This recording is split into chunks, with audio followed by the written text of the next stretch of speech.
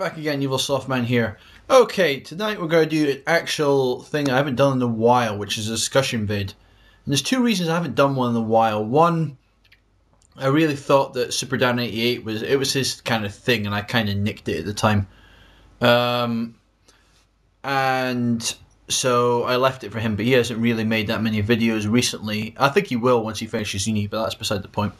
And number two, well, we've just been doing other stuff. So haven't had really anything that's really cropped up, but I thought we'd make a good discussion video.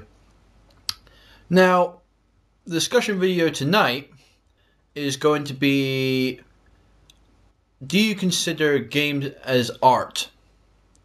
Now, there was an interesting way I found. I was thinking of this. I was reading Rodger Eberts' Twitter feed last night, or all his tweets and everything that he was doing, and he put up a whole column that he'd just written that games can never be considered art.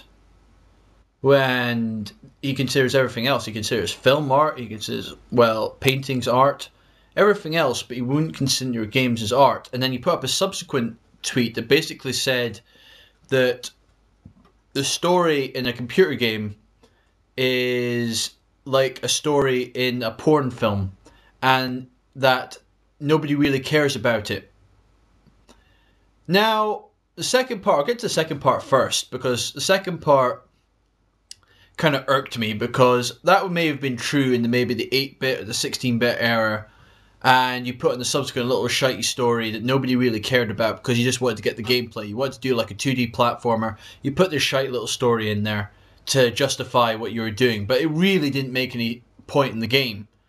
But to say that now is, I just can't agree with that at all.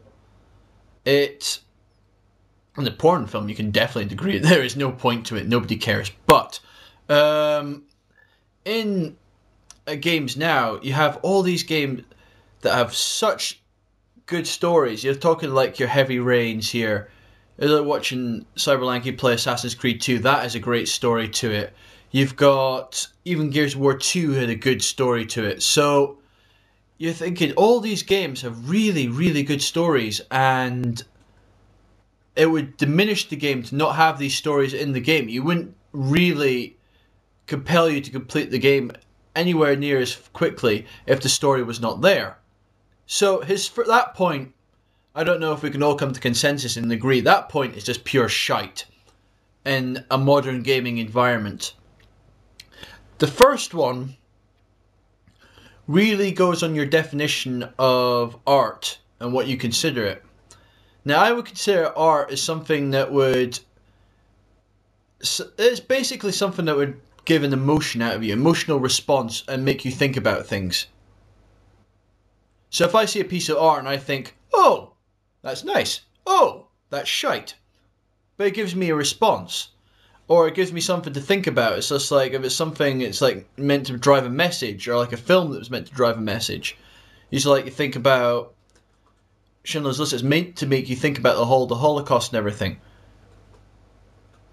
So would games actually come into any of this stuff?